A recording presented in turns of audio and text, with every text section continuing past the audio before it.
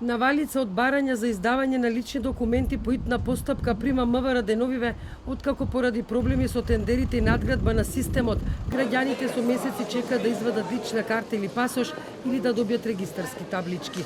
Од Министерството не прецизираат колку барања по итна постапка има во моментов, но велат дека таквите патни исправи се издаваат во рок од 2 дена.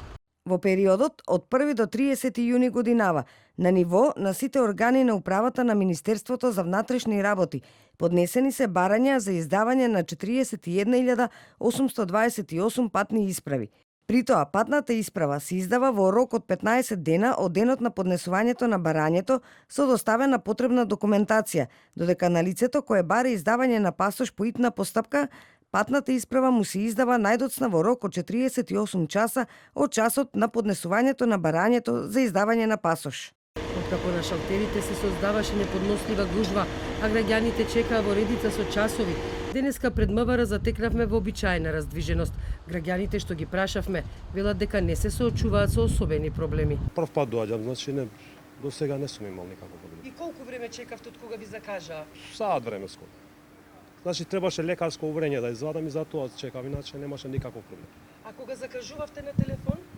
Тоа значи малку е проблем, треба да чекаш малце за да го добиеш линијата. Дали имавте проблем при закажување? Не, воопшто. Колку време чекавте од кога телефонски се јавивте додека Веднаш.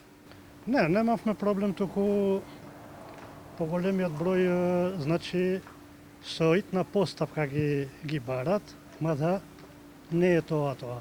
Месец дена помина, да, па и повеќе. Имаше гужва како нормална, така да, ама проблеми нешто не.